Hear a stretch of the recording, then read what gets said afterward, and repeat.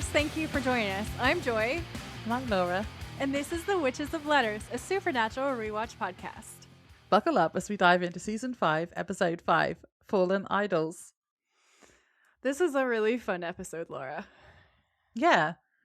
Do you know what I liked about it the most? Is it kind of felt like a Season 1 episode where it was just a Monster of the Week episode again.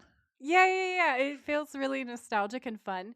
Yeah. I felt like they were making a point about celebrity and maybe the treatment of women in the 2000s. I have a whole theory. Mhm. I have a whole theory that I'm going to regale you with later. But yeah, it was just like, it was really fun. We all know that I always love Dean. Okay. But I liked Dean a little bit less in this episode Ooh, because interesting. my theory is that he was supposed to be a stand-in for 2000s dude guys. And especially with the Penthouse Forum reference. Yeah. So I was like, he's Dean, but he's like not 100% Dean because he's being used as satire.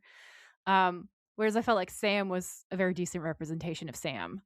I didn't really write down thirst traps for this episode.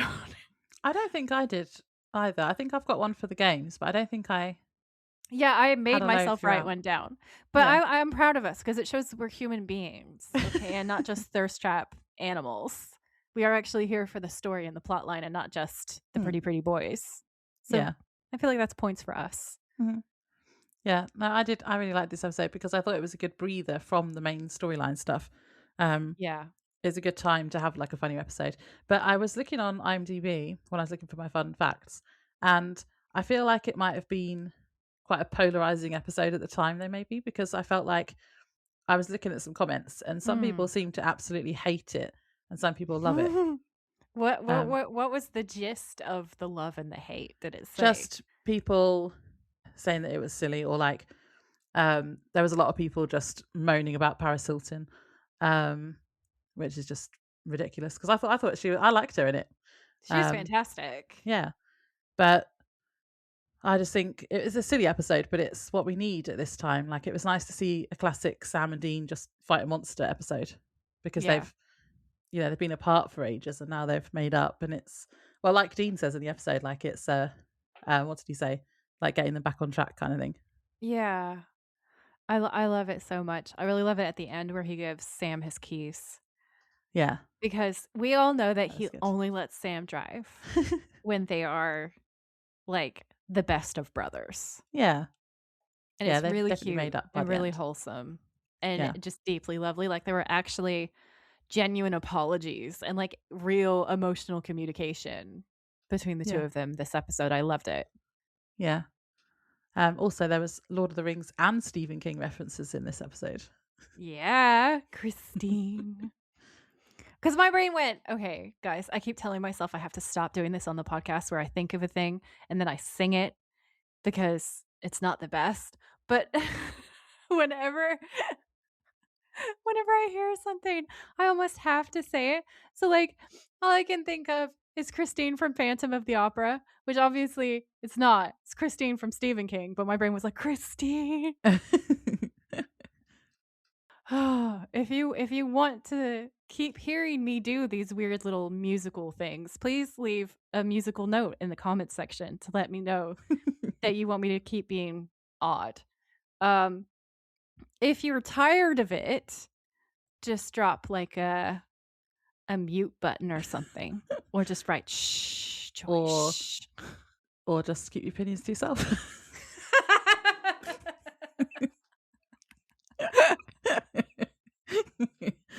Laura was JK. like, let her just be her weird little self, okay? If you don't like it, shut up. We're all weird here. We are all pretty weird, I feel. It's good. It's a good vibe. It's a good vibe. Yeah. So in our stories on Instagram, I've been doing something I think it's really fun. And people have been replying. So I think at least some of you think that it's really fun too, which is on the first story of every day, I'm trying to have something that you guys can write into the podcast about so that I can put that in my preamble. And I've had some really cute, fun replies. So the first question that I asked was, what was the line or scene that just hooked you on Supernatural? Like, what was the moment where you were just like, that's it, I'm into the show. So my friend Nadine said, I don't think there was a particular moment or line. It was just the whole atmosphere, the guys, their adventures, and I was hooked. Yeah. And I was like, that is the vibe. Like, Yeah, that that's is, true. for me, definitely a really strong part of it. Then Cottage Vor 0 wrote in and said, bad day at Black Rock. Lighthearted, and I love my favorite character, Sam, being silly and clumsy. I also love the anticipation in some of the scenes, knowing a character now has really bad luck and they're doing something unknowingly dangerous. Like on a rewatch, you already know the outcome, but still it's somehow just as tense.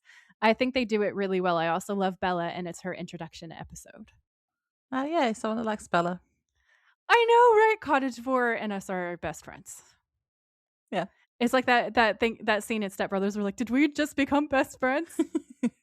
We're best friends now. Then I was asking, like, do you have an episode that's your iconic Supernatural episode? Like something that you rewatch over and over. It's kind of like a comfort episode. And Nadine was like, damn, that's really hard. I don't think I have a particular episode that's a comfort episode. There are bits and pieces of comfort in a lot of the episodes, which is true. I agree with that. Yeah. She said, I think the comfort for me comes from certain situations, like the little Christmas scene at the end of A Very Supernatural Christmas. And there's also a one later on, which I won't mention because it's spoilers for Laura, but it's very wholesome and very cute. And it's just like them having Christmas moments together is kind of like a family, these little breathers that they get. And I have to agree, like that is so wholesome and comforting. I definitely really enjoy that. I said that my favorite was Monster Movie, which I feel like comes as a surprise to literally no one. Then Navia, Anywhere But Here Fangirl, wrote and said, French Mistake, always and forever. It's so cozy. It makes me laugh so much. The stakes somehow don't feel as high, so you can sit back and enjoy the shenanigans without feeling distressed for Sam or Dean. And again, I completely agree with that. Laura hasn't seen that episode yet, so she can't weigh in, but she is going to be seeing it soon. So soon. she will be able to. I've heard of that episode, but I don't know what happens. She will be able to weigh in soon. That's next season, I think. And I think it's kind of early on into next season, so we're not super far away from that. Cool. And I think you're going to agree. Like, I think it is absolutely hysterical, that episode. I think you're going to be obsessed with it. Yeah, well, some of my favorite episodes are like Mystery Spot, Bad Day Black Rock, like the funny ones. So they're just silly. Like, honestly, so if it's like that, I'll like it. The French Mistake is that on crack. Okay. It's on crack. Wow. Like, I'm not going to tell you the plot because I feel like it will give you spoilers and you'll be like, but I really want to because it's like, that's going to be amazing. And you'd be like so amped up and psyched for it. So yeah, I'm just going to have to behave myself. My friend J2SPN Fangirl wrote in and said, I think aside from French Mistake, Tall Tales, and Dog Dean Afternoon, Tall Tales is so funny. Oh yeah, Tall Tales. Yeah. Yeah. She said, and Heaven and Hell, but I'm not sure that's for comfort. Jensen's acting is just incredibly phenomenal in it. One of my all-time favorites is What Is and What Should Never Be. We really get to see a side of Dean that kind of sets up the tone for who he is. Up to this point, we'd seen the comical side of him and how he'd make fun of hunting monsters. But in this episode, we saw a deeper side to him. We saw some of what he wanted but never got from life, a deep feeling of needing to belong, and understanding of the impact of chasing monsters and hunting things actually has on both his life and his own well-being, but also the feeling of the loss of connection with the one person that he's the closest to. Jensen's acting was so extraordinary in this episode, and I felt every nuance of emotion as he fought to understand what was happening. And I'm like, yes, that's such a good breakdown. That's the Jinn episode, isn't it? That is the Jinn episode, yeah. Yeah, that's really good. Yeah. So that is it for story replies for this preamble, but I am having so much fun with it. I love hearing from you guys. So every once in a while when I have enough to make a preamble, I'm going to hop on and I'm going to read those out. Good, like that. It's like a mailbag segment. It is like a mailbag. It's like our very own mailbag. It makes me so happy. Do you have any thoughts you would like to add on either of those questions, Laura? Like, what was the moment that really hooked you as a Supernatural fan, and what is your most comfort episode up to season 5 where we are? Well, I feel like the hook has got to be in the first episode, the whole dad's on a hunting trip A and hunting hasn't trip, and been he hasn't seen been in a home while. in a few days. Well, yeah, that. Yeah. But I think that's when I was hooked. Yeah. And then comfort episodes. I mean, yeah, what everyone said. I like the cozy Halloweeny one, although it was dark. Mm. There's some dark bits in it, and the Yeah. same with the Christmas one. Yeah. And I just like Mystery Spot. Mystery Spot's really like, honestly, Mystery Spot's kind of growing on me because I'm getting more desensitized to everything that happens to Dean in that episode. Um, my favorite scene is still Sam being like, "No, I'm gonna take it down to studs," and they fight over the axe Yeah, that's good. because we learned that he committed arson, that he can tear a building apart with his bare hands like Superman, and that argument with Dean is so funny. So like that's probably still my favorite part of Mystery Spot. It's my favorite scene of Mystery Spot. Mystery Spot is great I just for like Dean choking on a sausage. Or sleeping in the shower. All the silly deaths. there are a lot of silly deaths. There's the Looney Tunes one where he gets electrocuted and you see his skeleton in the mirror. Yeah. And then there is also like the shower is hilarious. And also, does this taco taste funny to you? And then immediately down. I'm able to see the humor in it the more that I watch it. I'm like, because the first time I was like, no, I hate this episode. It's horrible. Why are they doing this to Dean? And then in the director's commentary, excuse me, in the director's commentary, Eric Kripke was like, we tried to kill him as many ways as humanly possible. I was like, Kripke, stop it. I also feel like, now you won't agree with me, but I feel like a comfort episode for me will end up being, and hear me out Okay. before you react. Okay. Phantom Traveler, because it just reminds me of our podcast. Yeah. And like Yeah. Dean being scared on the plane is hilarious. It is, yeah. And it's just so like we had so much fun on the actual episode about that, and it spawned Demon Dust. So yeah, that's I'm gonna fair. always have a bit fair. of love for like that my episode. favorite parts of that episode are Sam realizing that Dean is scared of airplanes. Like he's genuinely terrified of flying. Dean frantically humming Metallica to himself while on the airplane to try to calm down, and Sam being like, oh my god, stop it. And Dean's like, dude, the plane is actually going to crash, so this is reasonable. This is a reasonable level of fear. And I was like, yes, it is. You tell him. And then Jensen throwing himself around as the airplane's going down, screaming his head off, is so funny. So there are some great moments in that episode. I just couldn't get over my resentment of the fact that like there was cooler ghost stuff they could have done. So I was angry about that. But Demon Dust is hilarious and iconic, and I wouldn't trade it for anything because it is such a pivotal part of the podcast. Yeah, I don't know. It's just like that. I feel like that was the moment where we hit our mojo as well, and we kind of figured out our formula. And everything gelled and came together, and we got quotable, and there's a lot to love about that. So I'll support that decision. I feel like I want to rewatch season 1. Well, everything that we've watched so far, and I keep putting it off though because I keep thinking it's going to confuse me because I'm like watching an episode at a time. But I don't think it would. No, I think the vibe between season 1 and season 5 is so absolutely different that you wouldn't have any problems. Because obviously I haven't been able to binge any, and I feel like binging a few episodes in a row would be fun. Binging a few episodes is so satisfying. Yeah, and then that'll be like comfort, solidify it as a comfort show. Yeah, for sure. Instead of just the podcast show. Yeah. You should do it and report back. That's your mission. That could be your next preamble. You can tell us all about it. Do you want to give us the synopsis? Yes. So this is season 5, episode 5, Fallen Idols. The original air date for this episode was October 8th, 2009. Sam and Dean investigate when it seems like the ghosts of famous people start killing residents of a town in Ohio. They check out a local wax museum, which boasts actual personal effects of the people the waxworks are of, including Abraham Lincoln's hat and James Dean's keychain, which Dean theorises must be acting like remains. Upon further investigation, however, they realise it isn't ghosts doing the murdering when 2 girls tell them Paris Hilton kidnapped their friend. They work out she that looked totally amazing. They work out that it is Leshy, a mischievous pagan god who can shapeshift into different people and feed on its worshippers. They find and fight Leshy in the form of Paris Hilton, defeating it and saving the day. Yeah. When you read out like that, it sounds absurd, doesn't it? It's so funny. Well, it It's just good. made me think of like, okay, because my theory, and I don't want to get too deep into it because I want to really like be like the lore Yeah. when I get to the lore. But my theory is that a lot of the comedy in this episode is a commentary on our relationship to celebrity. And so having Paris Hilton be this ancient god that's like consuming her worshippers is fucking hilarious. It's Yeah. satire. It's amazing. And I cannot wait to get to the lore drop for this episode. I'm so excited. I feel so proud of myself. I wrote an essay. I used my degree.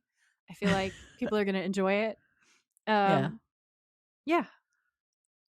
So in the opening scene, a light flicks on in a garage and two friends walk in. The guy whose house it is, who's called Cal, wants to show his friend Jim something, and he's explaining it had to be in person. We then see what looks like a car with a sheet over it, and it turns out they've both been looking for James Dean's missing car, Little Bastard. And Cal has finally found it and purchased it. Jim is impressed and asks how much he paid for it, and Cal says, a lot. Cal then gets into the car and says he's been waiting to start her up until Jim was there. He goes to start the engine and Jim is like, whoa, wait, and says he needs to record it. And he goes off to get a video camera. That was like a false jump scare, wasn't it? Like I was expecting something to happen when he turned the engine key. So he goes off to get a video camera. We then see Cal gets ghost breath and the radio turns on by itself. And we know something's about to be up. For sure. Because that always happens. My prediction at this point was that it was a Christine situation. And in my initial notes, I just wrote Christine, ? And we love a Stephen King reference. We love a Stephen King reference. We need a Stephen King sticker for our podcast sticker set, honestly. We should get Stephen King on. Can you even imagine? In the next room, Jim has found a video camera and we hear tyres screeching and a crash noise. Jim then decides, instead of running to see what's up, to just casually start recording and walking towards the car slowly, even when he sees what's happened. You hear a car crash and he's like, oh, are you okay, buddy? Like walking really slowly, recording it. Yeah. We then see that the windscreen has gone right through Cal's face, which is disgusting, but a really cool effect. I could not get over trying to figure out like if they had the actor's actual face and then they cut a bit of glass around his face and then put in the blood so that it would, because it looks really cool and really real. Yeah, if it's like a mixed practical effect, or if they had a dummy head, like a life cast of his head, and did it that way. I can't decide. Like I don't know which way they did it, but it looks so good.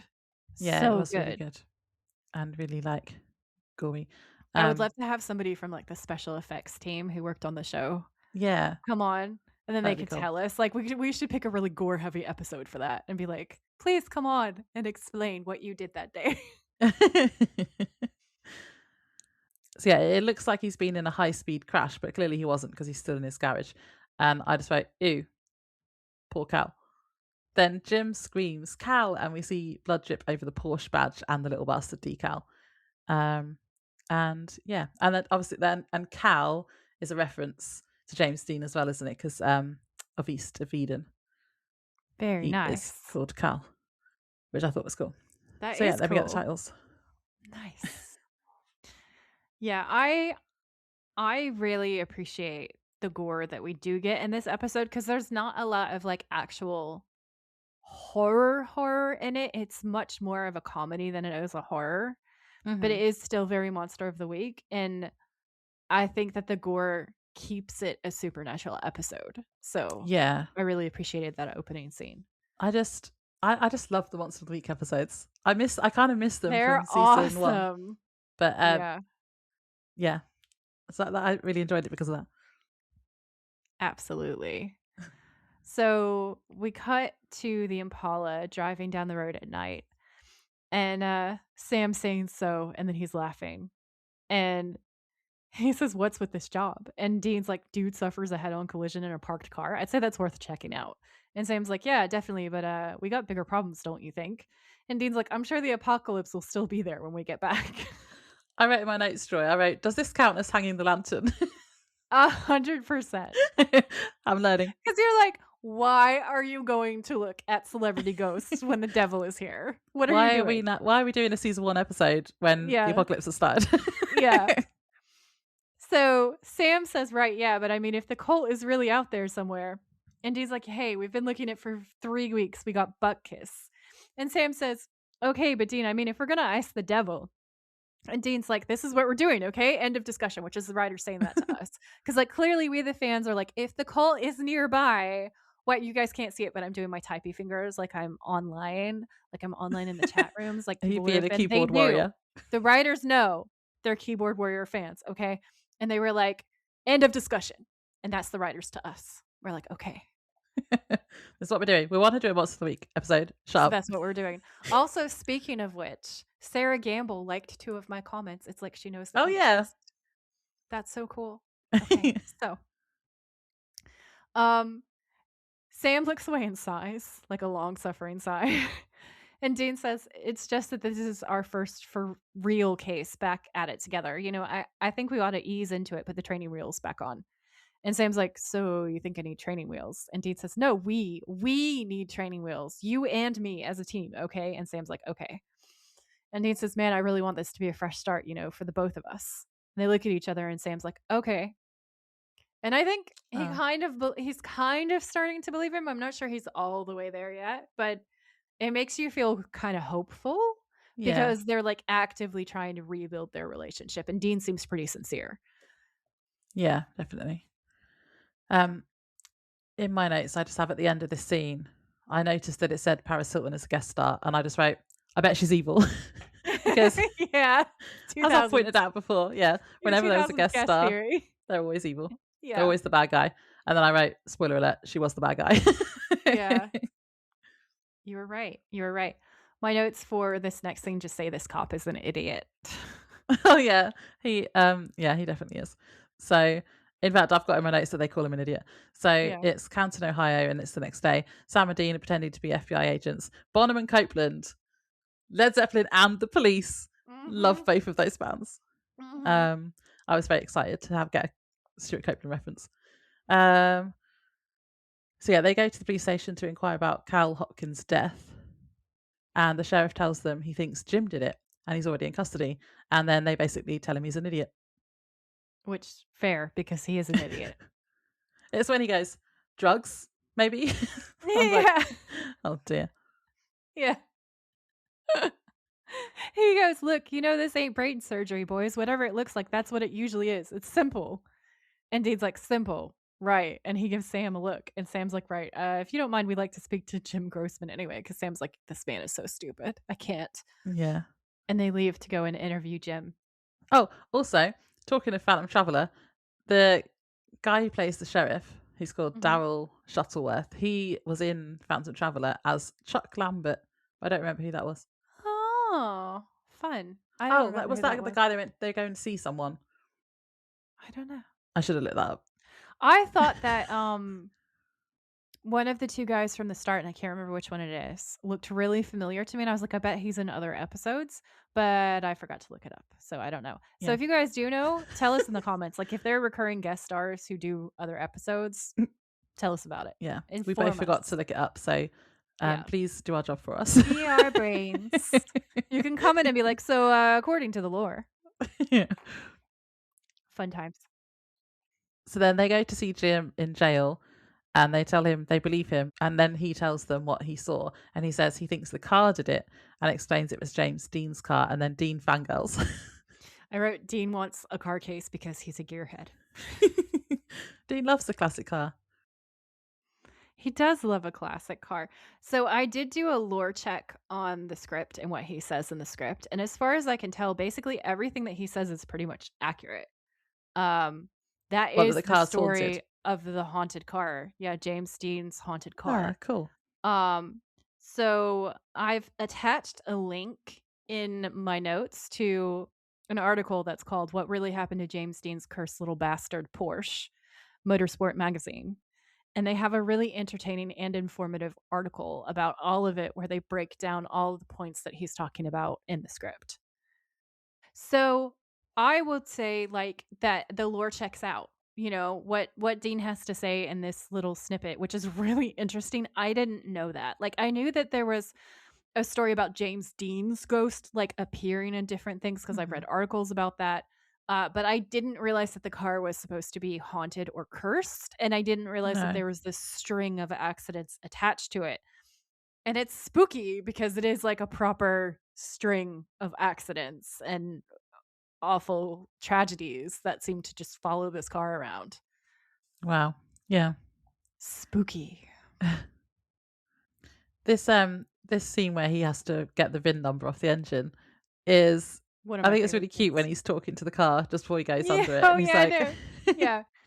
They go into the garage, and Dean is in absolute awe of Little Bastard. He is fangirling exactly as hard as you would expect a gearhead to fangirl about a really, really famous car that's a Porsche. Okay.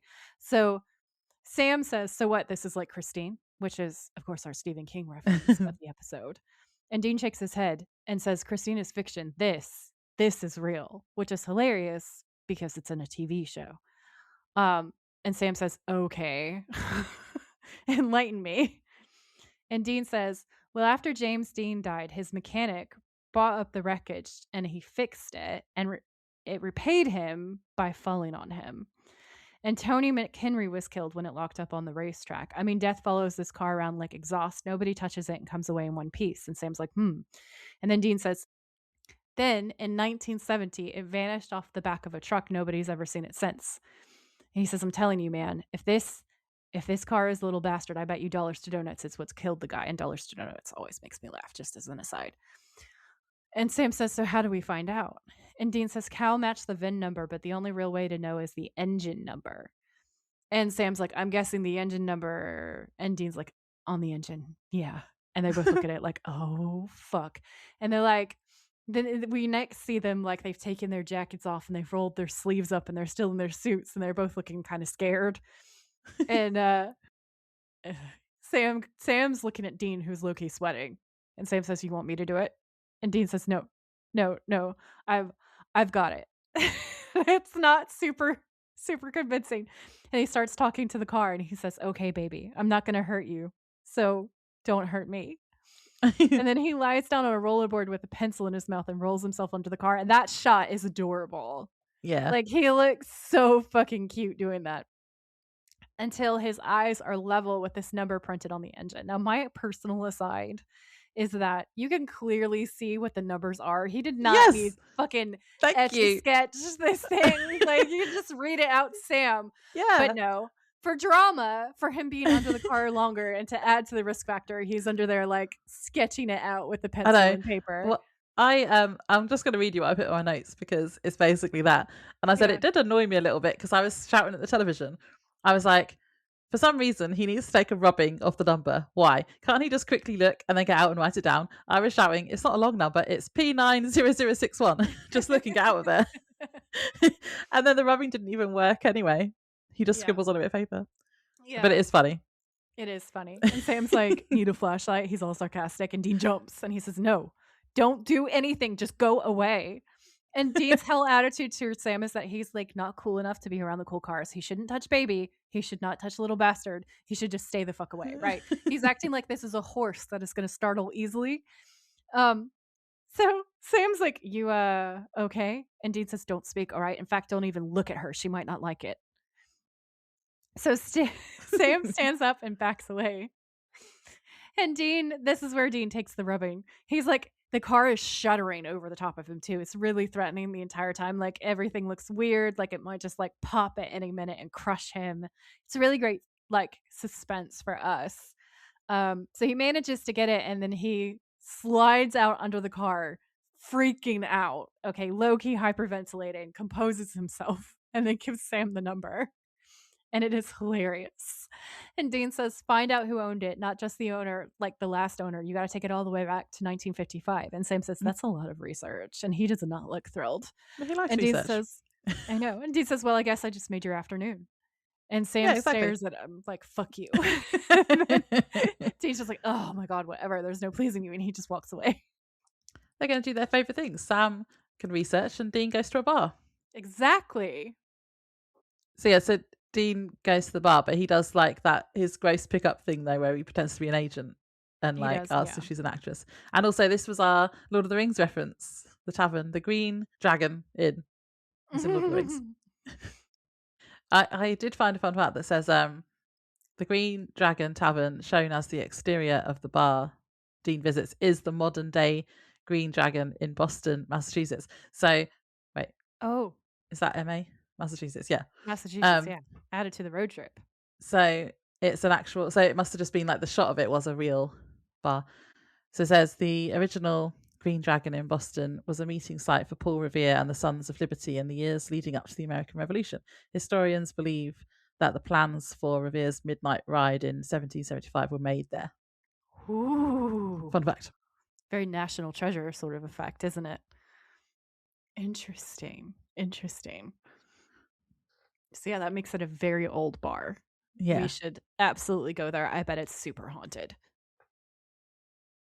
Okay, so yeah. So this is where I'm gonna start laying the lore for my lore drop without actually dropping the lore just yet. But I just want you guys to think about this. Okay. I want you to picture yourself in the early 2000s. If you weren't alive then, I'm gonna tell you what it was like. Okay. It was kind of like it is now, where if you have any body fat whatsoever and are not a size 0, then you are just fat and disgusting, because that was the beauty standard. You have to be skeletal, okay? Or you're not allowed to sit with anyone.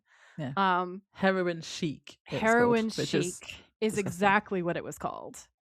So you were supposed to look like you were doing so much drugs that your body mass was just nothing, and you would blow away in a wind. Correct. Okay, you want hollows under the eyes, girls. And in fact, your makeup was smudged around your eyes to make it look like, again, heroin chic. It's like you were on the verge of death, literally, just wasting away. Think like back in Queen Elizabeth's court, when it was kind of fashionable to look super ill. So you were very pale, but with rosy cheeks, because it imitated like the plague. That's the vibe. Okay. The vibe is, to be female is to be on the verge of death. Okay. Because we don't like women in this era and we want them to die, basically.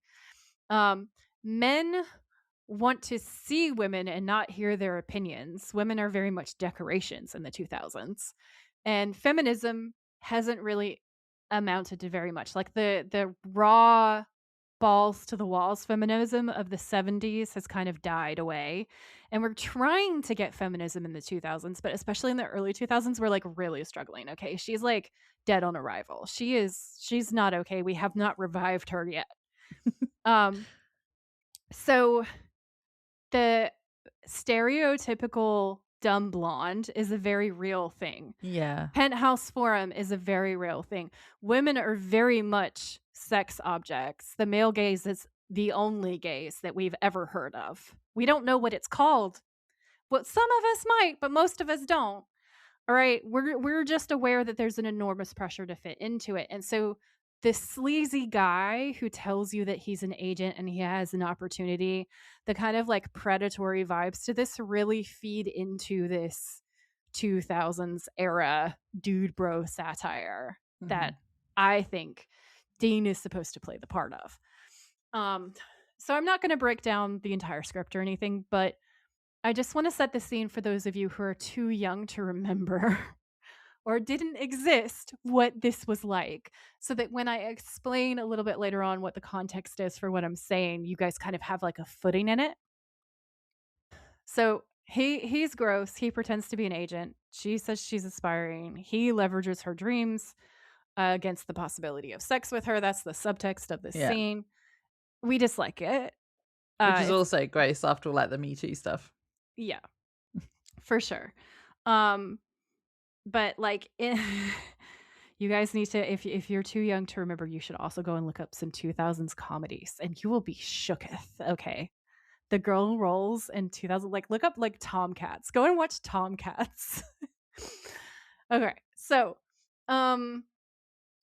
his cell phone rings and he orders another beer, and he makes the joke about her being a star because he's trying to like hit on her. And Sam says it took me a while, but I tracked down all the car's previous owners. And Dean says any of them die bloody. And Sam says, nope, in fact. And then he hears the sounds of the bar and he's like, Dean, are you in a bar?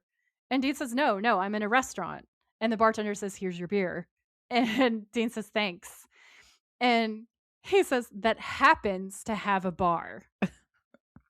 And Sam says, I've been working my ass off here. And Dean says, hey, world's smallest violin, pal. I spent the afternoon up Christine's skirt. I needed a drink. I thought that was actually a pretty funny line. The afternoon, or like a few seconds? Yeah. So Sam says that the car's first owner was a cardiologist in Philadelphia, drove it till he died in 1972. And Dean's like, so you're saying? And Sam says that Porsche is not, nor has it ever been, James Dean's car. It's a fake little bastard. And that was funny. It's a fake little bastard. And Dean was like, so what killed the guy? And Sam's like, that's a good question. So we then see a man called Mr. Hill.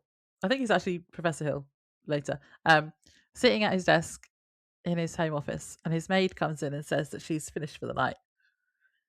He thanks her and she leaves. And then, oh no, it's the ghost breath again. He looks and sees someone. Ghost breath. He looks and sees someone who he talks to, and we can't see who it is yet. And he says, OMG, it's you.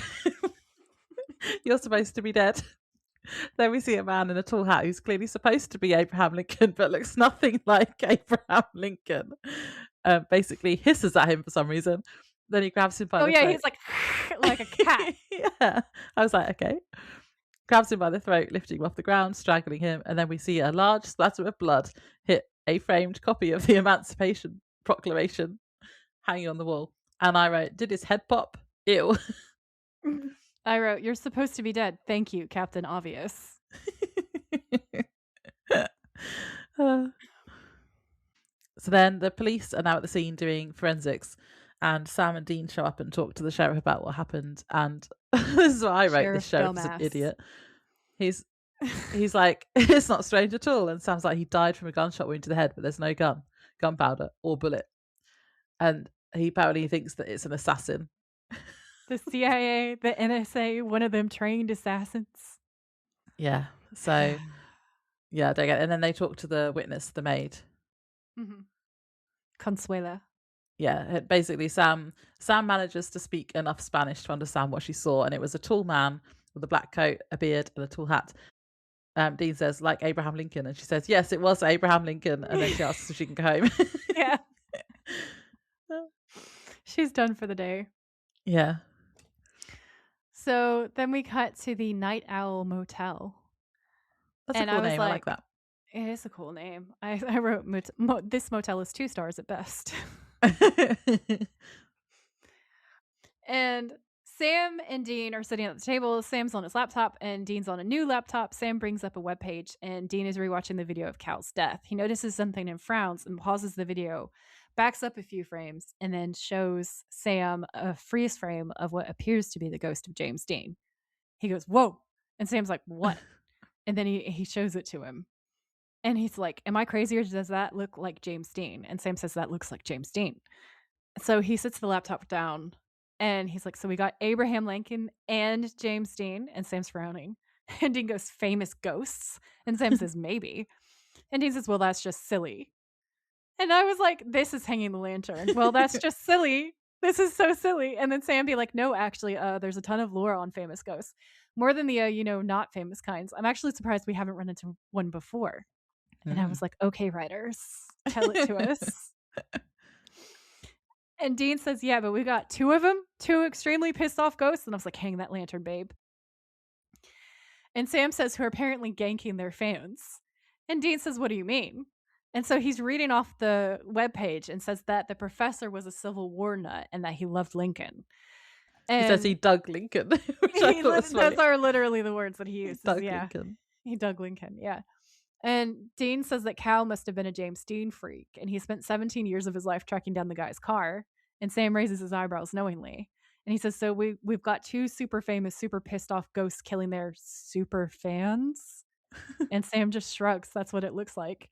And Dean says, well, that is muchos loco. And again, hang the lantern, babe. Hang it. And Sam's like, muy. And Dean looks up and he's like, not muchos. And Dean's like, yeah, well, the big question is, what the hell are they doing here? And Sam says, yeah, ghosts usually haunt the places they live. I mean, I get Abraham Lincoln at the White House and James Dean at a racetrack, but what the hell are they doing in Canton? So then it's a little bit later on. And Sam says, you got to be kidding me. And Dean says, what? And he walks over and Dean goes, you got to be kidding me. Because it turns out there's a wax museum. Yeah, which I call Team U, Madame Tussauds. That is the perfect description. 10 out of 10. And they go to check out. And also, this place is creepy. And no surprise that waxworks freak me out. Because you hate dolls. It's Yeah. all Uncanny Valley. Yeah, I don't like it. Especially the Abraham Lincoln one. It's like, it's like real. Dean finds a Gandhi waxwork and calls him short and sounds like, hey, Gandhi was a great man. And Dean says, yeah, for a Smurf. That made me laugh so much. And then the museum owner arrives and says, sorry for keeping them waiting. It's their busiest time of the year. And Dean looks around at the totally empty room. This guy's kind of a kook. Yeah. So basically they say that they're journalists writing a piece about quote, how totally non-sucky wax museums are, which made me laugh as well. And Sam says they're interested in the Abraham Lincoln and the James Dean exhibits, and the owner says that they are two of the most popular exhibits they have. And then Dean asks if Cal or Professor Hill were regulars, and he says that they were, and he heard what had happened to them. Dean says that the Lincoln waxwork is really lifelike, and it's really funny because he's trying to ask if they come to life without actually saying it, and the owner thinks he's weird. Yeah. And then the owner says that his museum is special because he has actual personal effects from each person, such as Lincoln's hat, James Dean's keychain, Gandhi's glasses, and he says he's wearing the Fonz's jacket. And then Sam says, oh, wow, that's really cool-ish. Sam is so unimpressed with this guy. It is so funny. It's like one of the funniest parts of the show because this guy is like, oh, I'm so cool. I'm going to make stupid things cool again. And Sam's like, you're the lamest person to ever live. Yeah. And it's really good comedy. He's like really cringy. He says he's working on a new collection that will really wow the kids. And then he says about Gen Y, and I was like, that's us. Computer games, cell phones, and sexting, apparently. And he says he's going to make wax museums hip again. I was like, you just said they're hip. That's not hip. Yeah, he's like a really, really out of touch older guy who thinks that he's super young and super cool. He's trying to be makes it down with the kids. So funny. It makes it so funny. The funniest part for me personally of this scene is when he says that it's Honest Abe's real hat.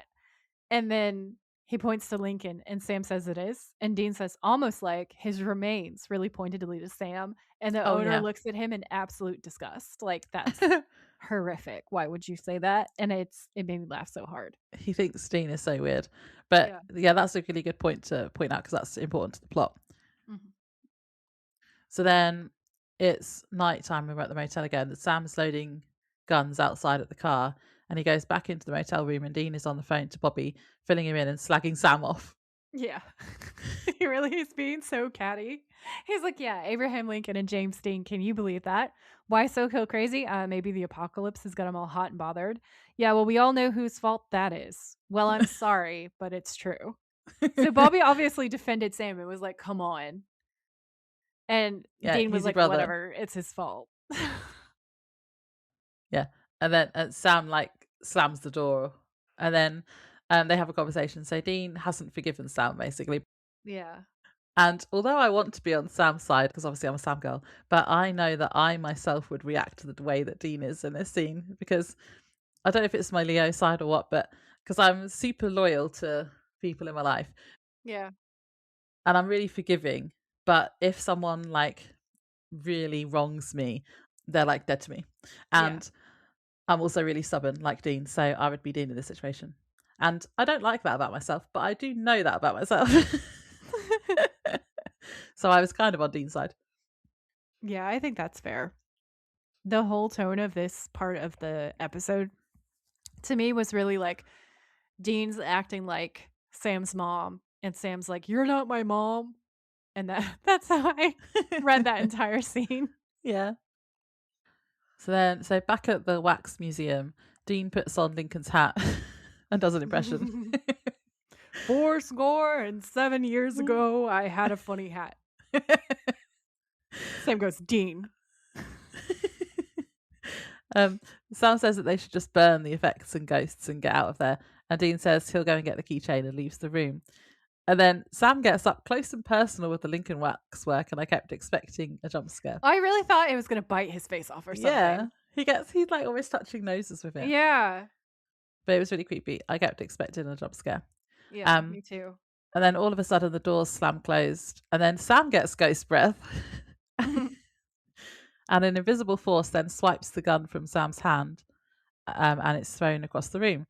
Gandhi then jumps on Sam's back and they fight. And Dean comes back in and is like, "Is that Gandhi?"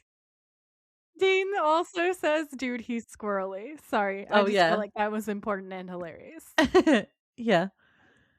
Sam tries to communicate with him to get the gun back, and then the glasses. And he gets the glasses from the Gandhi waxwork and burns them. And then the ghost disappears. And Dean says, "You couldn't have been a fan of someone cool." Really, Gandhi? That was funny.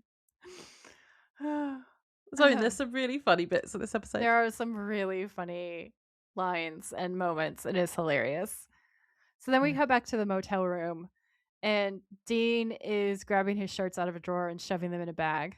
And he's saying, "Ready to blow this joint?" And Sam comes out of the bathroom zipping up his toiletries bag. And he says, "Dean, it didn't strike you as strange the way that Gandhi just vanished?" And Dean's like, "Strange how?" And Sam's like, "No screaming, no big flame out. I mean, that isn't the way ghosts usually go." And Dean's like, "Still, I torched. He vanished." Dean's like, "A equals B. It is fine." And Sam's sighing.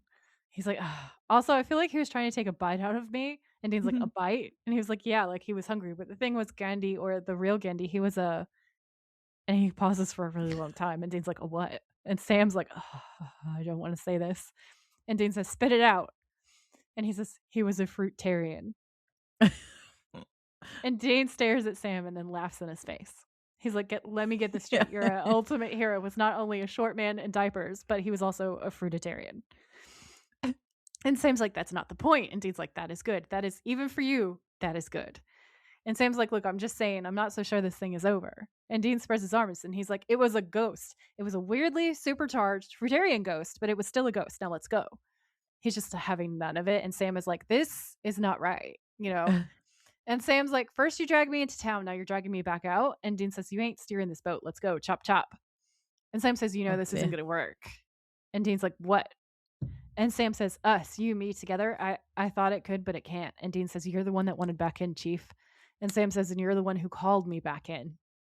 And Dean says, "I still think we have got some trust building to do." And Sam says, "How long am I going to be on double secret probation?" And he shrugs and he says, "Till I say so." Ooh. And Sam says, "Look, I know what I did, what I've done. And I'm trying to climb out of that hole. I am, but you're not making it any easier." And Dean says, "So what am I supposed to do? Just let you off the hook?" And Sam says, "No, you can think whatever you want. I deserve it. And worse, hell, you'll never punish me as much as I'm punishing myself. But the point is, if we're going to be a team, you and I, it has to be a two-way street." And Dean's like, "So we just go back to the way we were before?" And Sam says, "No, because we were never that way before. Before, it didn't work." And Sam's like, "How do you think we got here?" And Dean says, "What is that supposed to mean?" And Sam says, "Dean, one of the reasons I went off with Ruby was to get away from you." And Dean's like, "What?" And Sam says, "It made me feel strong, like I wasn't your kid brother." And Dean says, "Are you saying this is my fault?" And Sam says, "No, it's my fault. All I'm saying is that if we're going to do this, we have to do it different. We can't just fall into the same rut." And Dean's like, "What do you want me to do?" And Sam says, "You're going to have to let me grow up, for starters." And then Dean's phone rings and he takes it and he says, "Yeah." And then he says, yeah, okay." And then he says, "I guess you're right about this not being over." Oh, they've had another disagreement. That one I actually felt like they were making progress on, because I thought Dean was going to be defensive and shut him down, but he wasn't. He was like, "What do you want me to do?" And it felt like he was being serious. Yeah. And they're being honest with each other. Yeah, for once. For once in this season, last set of seasons, I don't know. I feel like in season 1 they were pretty upfront with each other with all their feelings. And Yeah, but then then they started being secretive, didn't they? Well, I suppose yeah. Sam, it was more Sam. They've both been secretive for each other in the past, though. Yeah. Yeah. So we cut to the sheriff's department and they're going to see Sheriff Idiot. And they're basically asking him what's going on.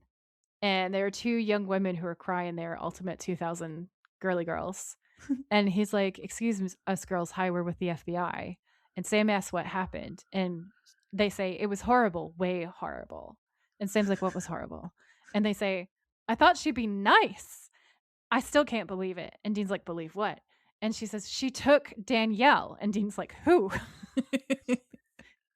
And they look at each other and Sam's like, "You're safe. You're safe with us. Just tell us anything," kind of a thing. And she goes, "It was Paris Hilton." And Dean and Sam just stare. And Sam's like, "I'm sorry." And she says, "She looked really good though. Skinny and fast." And Dean's like, "Wait, what? What, huh?" And Sam's like, where did they go?" And they're like, "We don't know. They just vanished." And Dean's like, "Would you excuse us for a minute?" They have to have a little sidebar. They have a little sidebar, and he's like, "But Paris Hilton's not dead, right?" And Sam's like, "Pretty sure no," which means it's not a ghost. So Paris Hilton is a homicidal maniac, and Sam's like, "Or we're missing something." And Dean's Yeah. like, "What do you want to do?" This is the only thing that I thought was thirsty, which is a weird thirst trap for me. But it's because Sam is dressed like a doctor, and Oh, when he goes to the coroner's office. he's doing doctory research. Yeah, but it's gross. He like literally puts his whole hand inside someone's chest. I don't know what to tell you. I've got a lot of Wednesday Addams in me. I was like, ew, on this Yeah. bit. It is gross and it is gory. This is the other good gore part. But there's something about, I don't know, Sam, Dr. Quinn, medicine woman. It just got me. Yeah, no, I get it. Yeah. So he dissects this man. And I think we're supposed to assume that he's looking for like missing organs to figure out what the monster is. And everything's really squelchy and bloody and disgusting. And then he pulls out a seed. And then he goes out to talk to Dean and he's like, "I can't believe I missed it." And we're all like, "Missed what?" Like what Dean says. And Sam says that he went back over the other two Vicks and there was blood loss major. And Dean's like, "Oh, well, being a gory smear will do that to you." And Sam's like, "No, I mean more than these things would normally cause." And Dean's like, "Oh, something's feeding." And Sam says, "Yeah." And then he takes out a plastic bag and he shows him these seeds. And Sam says they were in both of the victims' bellies. And Dean goes, "What?" Like he like takes his hand away. And he says, "I hope you wash your hands." And Sam says they're unlike any scene I've ever seen before, Dean. And Dean's like, "Wow, just when I thought you couldn't get any geekier." And then he pats him kind of sardonically on the shoulder and then they get into the Impala. I love that bit, but it's because Sam's so sincere. He's like, "They're unlike any seed I've ever seen before." Oh yeah, Dean. he's fully like, "This is amazing." That was funny. Dean's like, "Okay, Star Trek." So then at the motel, Sam is researching the seeds and he says they're from a forest in the Balkans that doesn't exist anymore as it was chopped down about 30 years ago.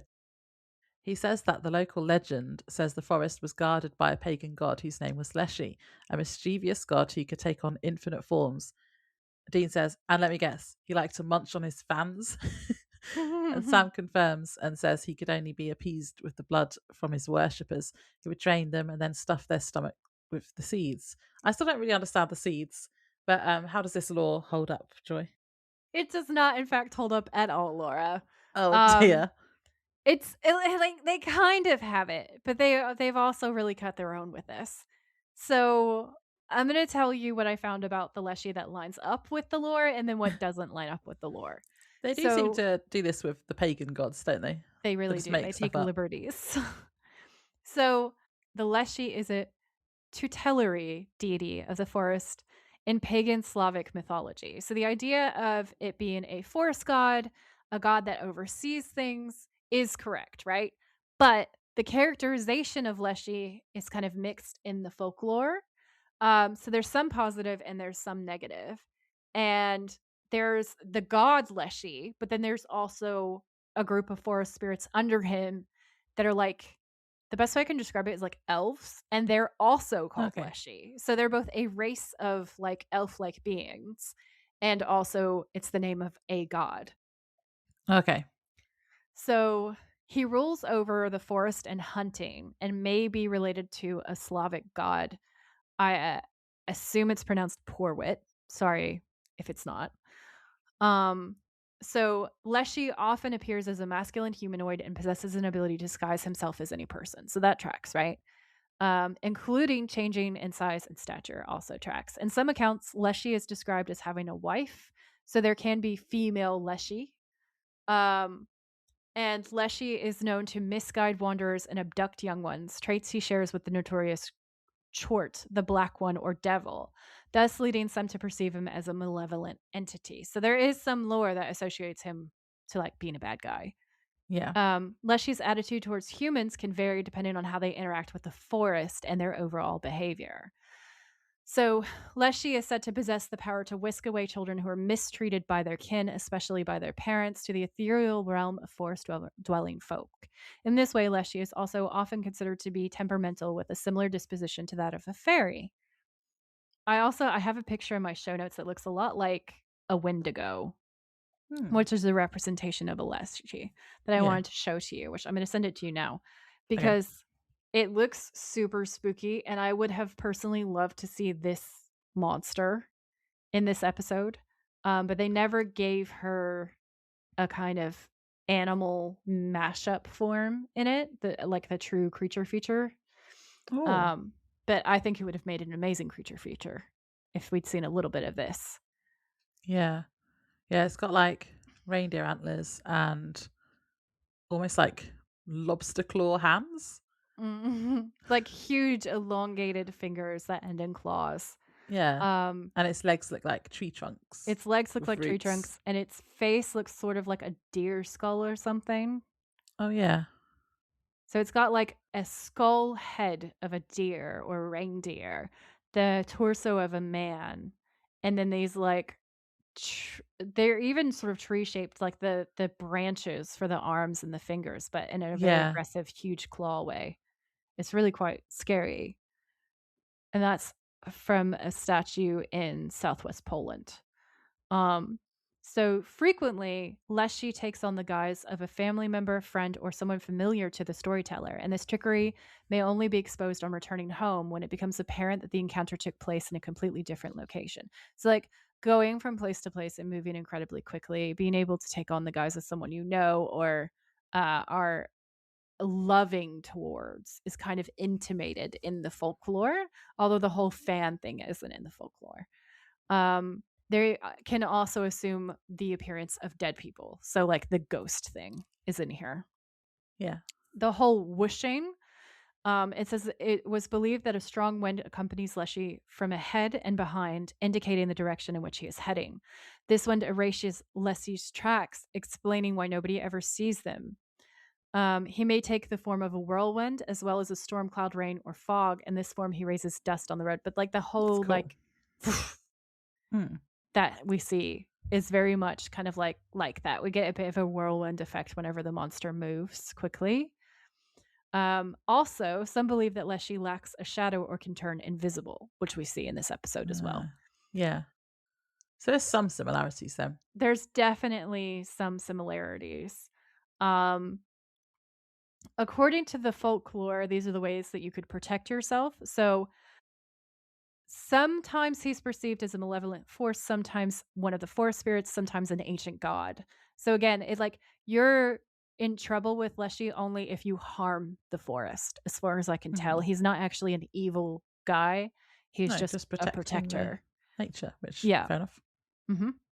Um, so the methods are reciting prayers, making the sign of the cross, calling out the name of God, using profanity, or attempting to make Leshy laugh.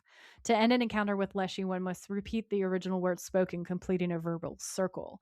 Other protective measures against Leshy include using salt, fire, a circle made with a sacred object, a linden stick, a coppice, a mountain ash as a talisman, or like a piece carved into a talisman. It's also believed that Leshy is afraid of dogs, tricolored cats, and firearms loaded with copper bullets. They could have picked any of these, but they were like, no, you have to chop off his head. Um, Traditional offerings, Leshy was not a blood sacrifice god that I can find anywhere. It says food and drink. Common offerings include bread and salt wrapped in a clean cloth, porridge, pancakes, and suet, cookies, candy, tobacco, small trinkets left on stumps or logs. So, like, really common, like, we're leaving it for the fae kind of vibes, to be honest with you.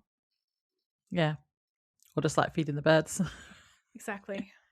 A lot Yeah. of when you're making offerings to forest gods, a lot of those offerings are designed to not be harmful to the beasts and things. So yeah, as from a pagan point of view, it's both accurate and also inaccurate. It's like yes and no at the same time, kind of. They've made him scarier and more evil than Yeah, so that we can like the real justify version. killing him off as a monster. Yeah, Yeah. for sure. Yeah. So Dean asks how they can kill him, and Sam says they have to chop off his head with an iron axe. And then Dean says, "All right, let's go gang ourselves a Paris Hilton," which is a really weird sentence. It is a weird sentence. And then we cut to the wax museum at night. Mm-hmm. So they break in, and there's kind of a spooky setup with like the plastic sheet and this kind of like room that's been decorated like a clearing in the woods, which there's a path that leads up to a White House with a wax figure of a man in a suit standing on the front porch, and it's spooky but also cool. And because we know that Leshy is a god of the woods, it really like sets the scene for us. Sam then notices a woman tied to a tree, like she's about to be got, and is like, "Oh, it's Danielle, so we're gonna go rescue her." So he's like, "Hey," and Dean asks if she's alive, and Sam says barely. So they go to untie her, and then suddenly the axe flies out of Dean's hands and embeds itself into a tree on the other side of the path. He spins around to find Paris Hilton, who is the Leshy, and she grins and punches him multiple times in the face, sending him to the ground. I was really enjoying this fight scene, honestly. I was like, yes, girl, get him. So she flips her hair as Sam lunges at her, but she shoves him and sends him flying across the room. He collides with the front wall of the house and falls to the ground unconscious. Dean shakes his head and looks up to see the Leshy standing over him, and she goes, "Awesome." It's fun because she's using all of Paris's catchphrases. I feel like she should have gone, "That's hot." Yeah. I was waiting for her to say it, but she didn't. That's honestly, when we say that on the podcast, this is who we're quoting. That is, pretty much. That is, it's our time. We're showing our age when we say that. I am not sorry. I'm very proud of that. Oh my. So she says awesome, and then she raises her stiletto-clad foot and stomps on Dean's face. Now, the reason why I'm cheering her on, because obviously usually I'd be like, no, my precious baby angel Dean, is because, again, we're framing this through the point of view of women in the 2000s, and Dean is like the sexist caricature of dude bros. Yeah. So in this instance, it's really satisfying watching Paris Hilton beat up Dean Winchester. Because I really do believe that this is satire, and I'm going to dig into it once we get to a specific line because it's the perfect lead in. So the Leshy, aka Paris Hilton, sits on a tree stump near the house with another tree stump serving as a table next to her. Laid on are various knives. She picks one up, which I wouldn't describe this as a knife. This is more like a sickle. Yeah, like that's what I thought. Very streamlined sickle. It's very cool. And she starts filing her nails with it, which is like she's like sharpening the blade with her nails instead of actually filing her nails, which is sick. Like it looks so cool. And there's sparks flying. Dan and Sam are tied to two trees side by side, just like Danielle. They wake up one after the other and struggle when they realize what's going on. And Paris says, "Oh, I'm so glad you're awake for this. This is going to be huge." And Sam and Dean look at each other. And Dean's like, super, yeah, I wouldn't want to miss it. And then he starts yanking at his ropes like, oh my God, get me out of here. I'm so scared.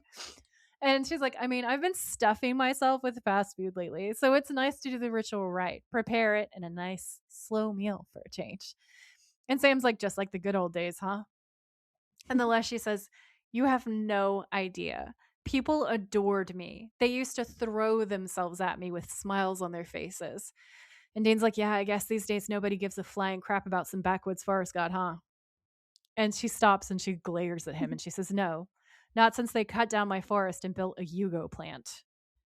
And Dean says, "More to progress, sister."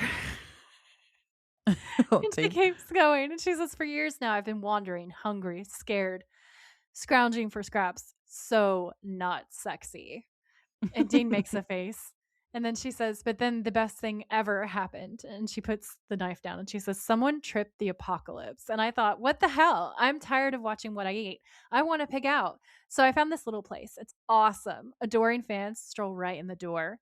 And Sam's like, "Yeah, but they're not your fans." And she says, "So they worship Lincoln, Gandhi, Hilton, whatever. I'll take what I can get." And Dean says, "I got to tell you, you're not the first God we've met, but you are the nuttiest." And she says, "No, you people, you're the crazy ones. You used to worship gods. But this," and she showed like herself, Paris Hilton. She says, "This is what passes for idolatry. Celebrities. What have they got besides small dogs and spray tans?" Yeah. So this is what I was going to just say my stuff about Paris Hilton. So from what I read on IMDb, people who didn't like this episode were saying things like, Paris Hilton can't act and she's so cringy and blah, blah, blah. And first of all, I thought it was fine. And she might have been overacting a little bit, but it kind of worked for the character anyway. Um, and I just thought props to her for being in this episode at all, especially seeing as they have joked about her sex tape in the past, in Yeah, previous episodes. 100%. That's And one of the this, reasons why it's so satisfying when she's throwing them around. yeah. And this scene in particular, where you just got to, this shows that she is taking the piss out of herself with all like the House of Wax jokes Yeah, that are coming 100%. up, Yeah. and like being this is what you worship and pointing at herself, and that shows a sense of humor in my opinion, and that she's not taking herself too seriously. Mhm. And at this I thought time, her acting was amazing. Can I just say, I yeah, didn't think she overacted at all. I thought she was playing the part perfectly because she's effectively playing a weird version of herself. Like she's yeah, being herself, but also not but like evil, herself. yeah. I think she's fantastic. I thought it was good, but it's like I don't know if like watching it at the time, because at the time she like got a lot of shit for just being like a quote unquote dumb blonde and not Yeah. having any talent and only being famous for being like a spoiled rich kid. Yeah. And I think the comments just reflect that time. And I would hope that now in 2026 people wouldn't still react this way to her being on this episode, because I think it's really good. Yeah, I think she's epic. I applaud her. Honestly, I didn't find any fault with her acting whatsoever. I No. gave her an A with the full weight of my film degree and my trained as a film critic in academia.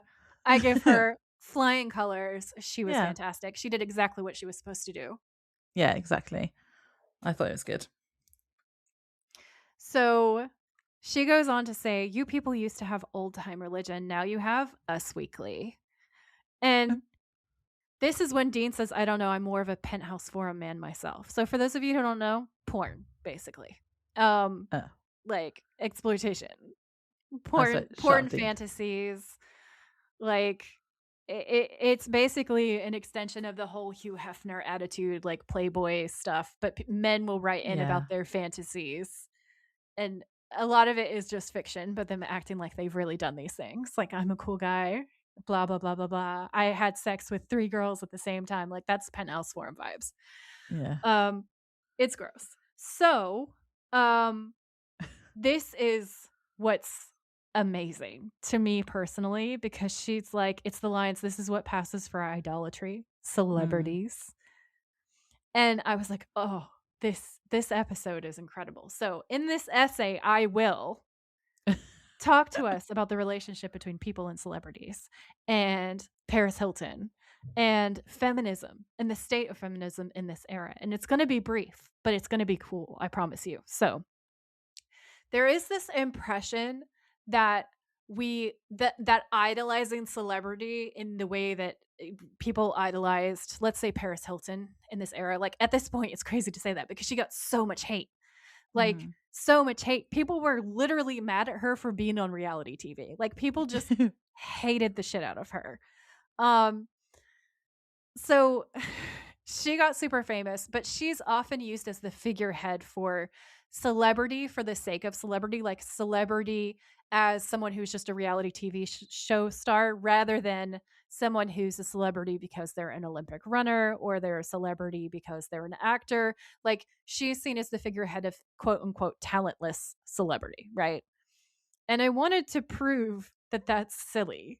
Okay. So in my degree, I studied stardom, fame, and the Hollywood star system. I also studied celebrity and the history of celebrity. Like it was a large part Cool. of what we studied.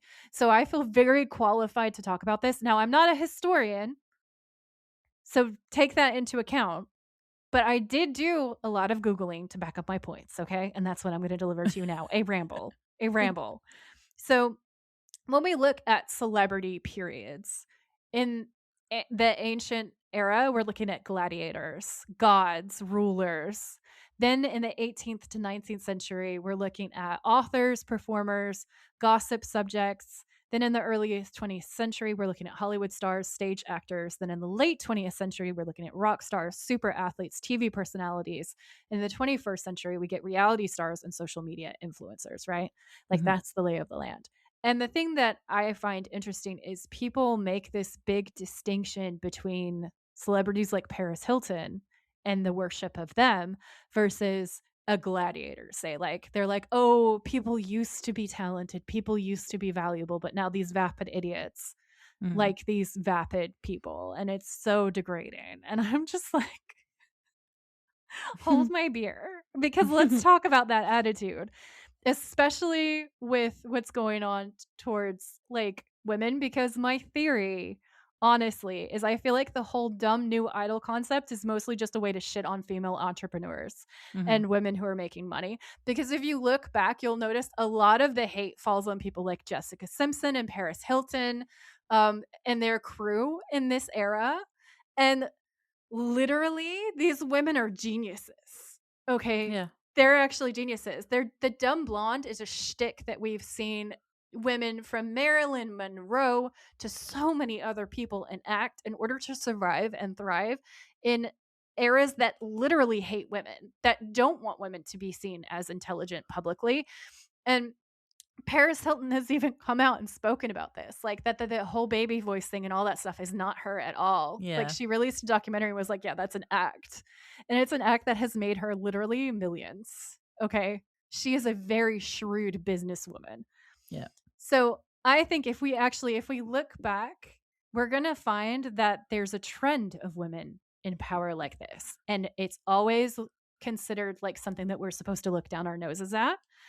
But we've worshipped celebrities for a really long time. So the idea that this kind of celebrity worship wasn't present before is a lie. Like, let's look at the Shakespearean era, okay? In the Shakespearean era, we have Richard Burbage, 1567 to 1619, right? He's widely considered the first superstar of the English stage. He was the lead actor in Shakespeare's company. He's believed to have originated the title roles in Hamlet, King Lear, Othello, and Richard III, as well as playing the lead in Marlowe's Dr. Faustus. He was renowned for his emotional range and commanding stage presence. He was also a painter and a part owner of the Globe. The man made money. When he Mhm. died in 1619, the public mourning was so widespread that it threatened to overshadow the official court mourning for the queen who had died.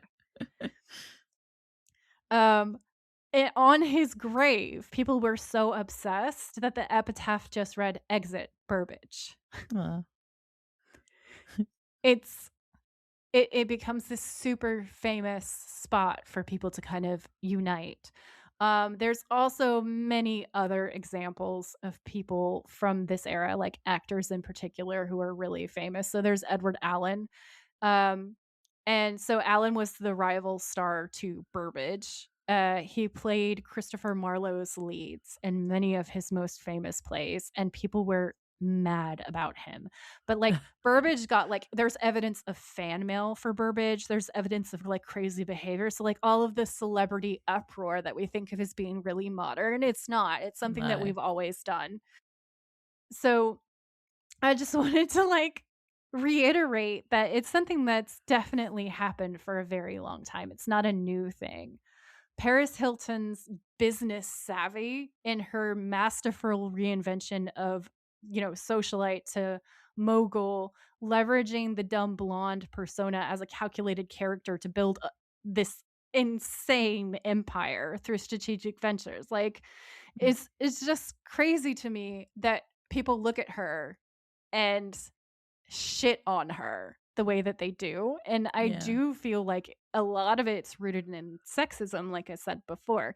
And if we look at celebrity courtesans, which I view as the predecessor to the dumb blonde, we're going to find a lot of the same things said about them, right? And we're also going to find that they're used in a similar way that we would kind of look at the way that celebrities are used now to sell products. So we have these elite high class courtesans, entertainers, and influencers who wield significant power in the 18th and 19th centuries. They often came from humble backgrounds. They gained wealth and huge fame by captivating aristocrats, kings, and artists, living in luxurious sort of lives while influencing fashion and art. They also influenced politics and were used to promote products. So, like, whoever the du jour favorite is of the king, whatever she's wearing is what everyone wants to be wearing. So companies who are trying to sell you rouge, face whitener, like whatever it is, whatever the fad is, it's always going to be based on how she looks. Everybody else is supposed to imitate her.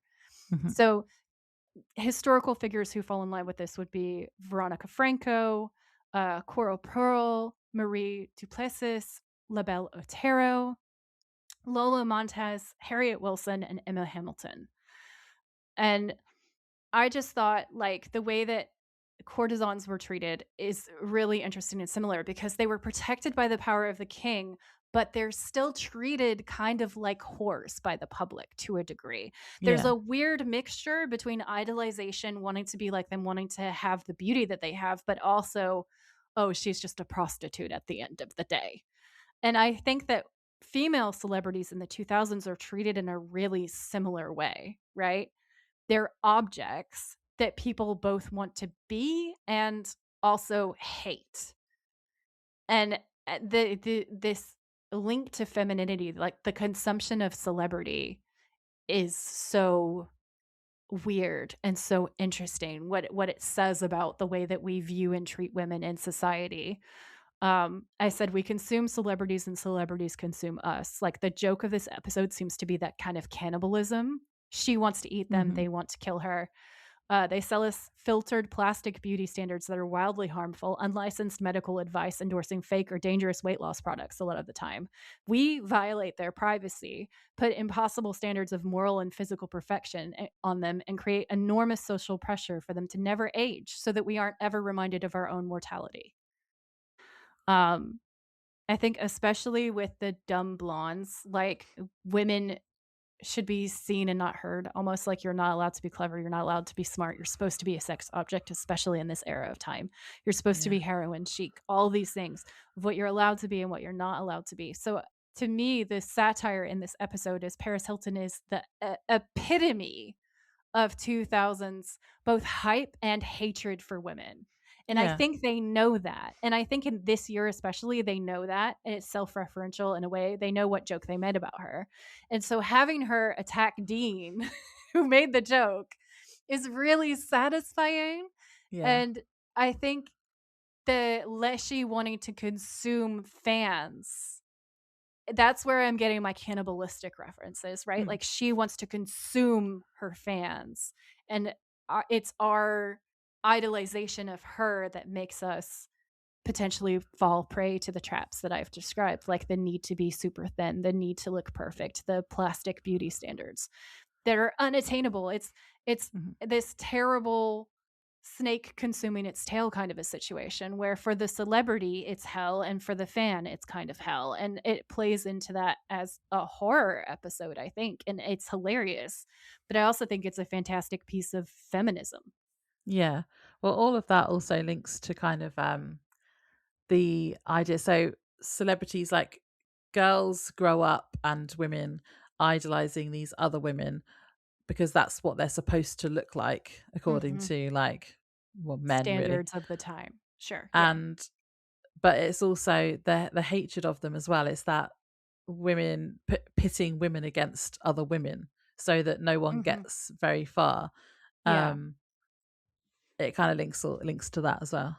Oh yeah, absolutely. And that is very much engineered because if you are a patriarchal society, you don't want your women strong. You don't want them No. muscular. You don't want them to love their bodies or eat, because why would you want that when you could exhaust them by giving them a standard that is very difficult for anyone but a very small number of people with 2 to 3 times the metabolism to achieve, Mm. right?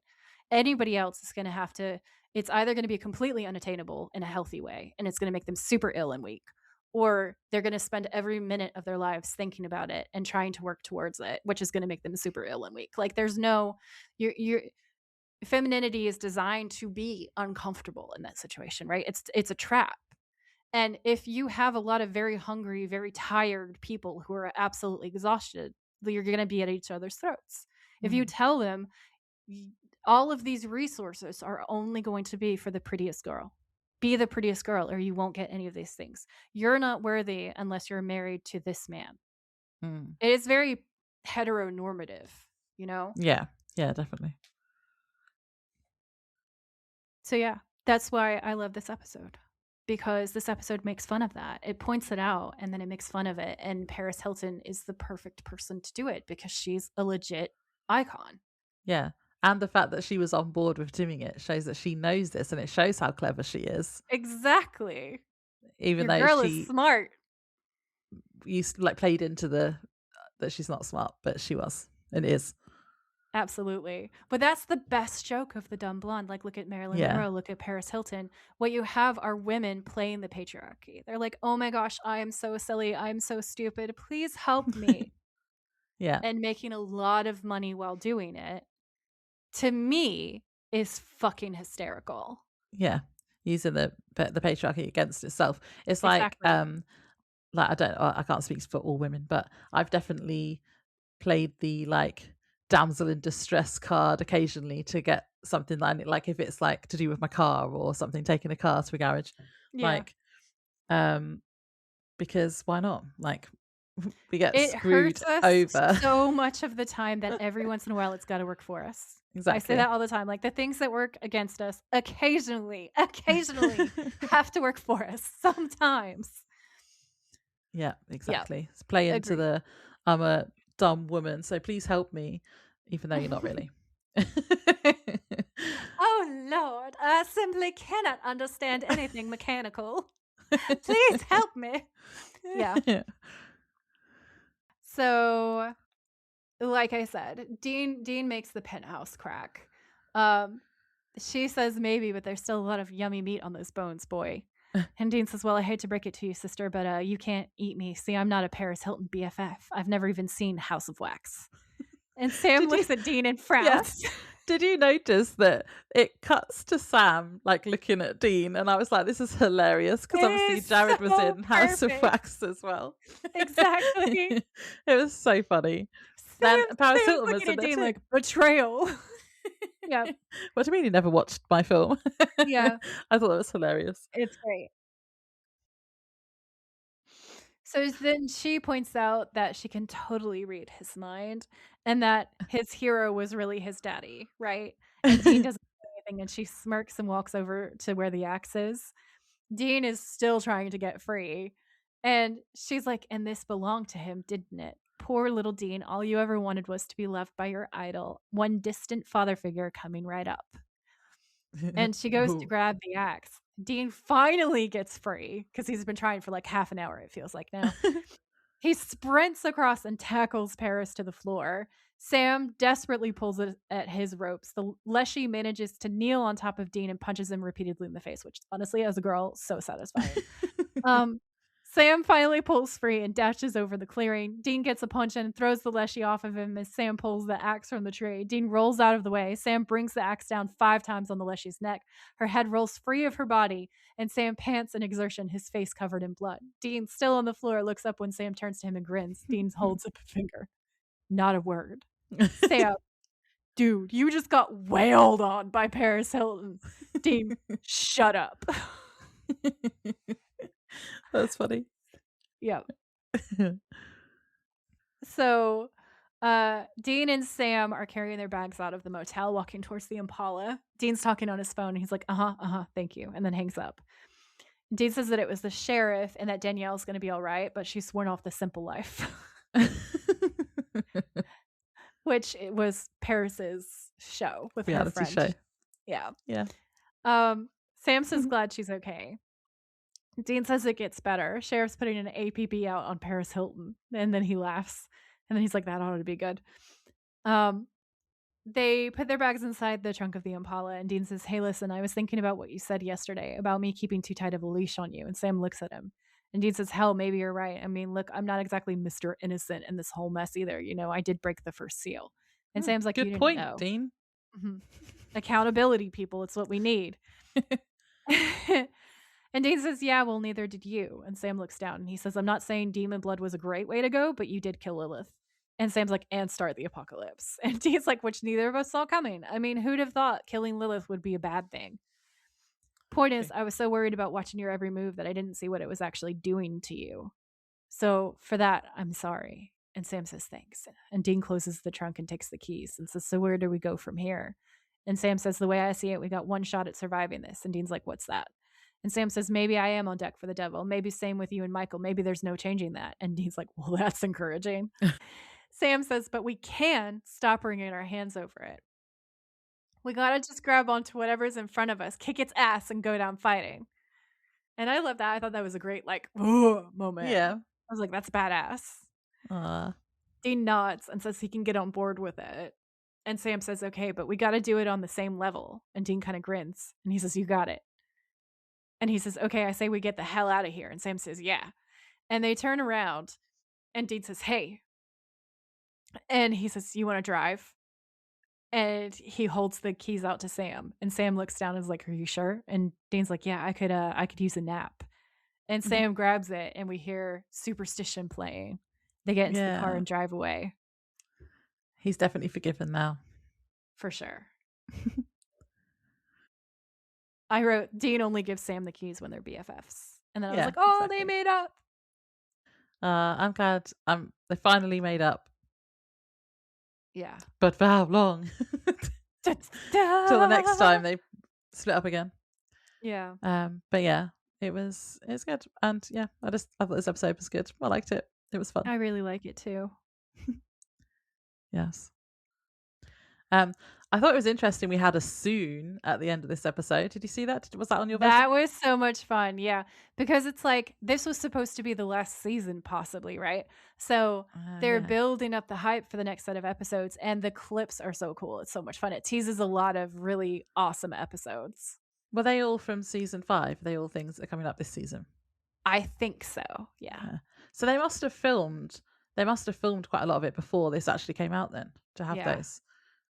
I noted down a few things that I think looked interesting coming up. So there's a sitcom episode, or at least a scene in an episode that's a sitcom. Changing channels, yep, iconic. Okay. There's a creepy kid episode by the looks of it. Yep, evil kid. Old Dean. Oh my god. Dean is an old man. Yeah. And then at the end, I feel like there was a CSI Miami reference. Absolutely there is. There's a whole episode about it. They were the ones that stood out to me, and I was like, oh, cool. These look fun. You're going to love it. So I don't really know what else is coming up for this, because this episode was it wasn't main storyline, was it? So I haven't got any predictions or anything for the next episode. Yeah. I don't even know what the next episode is. I didn't look it up. But yeah.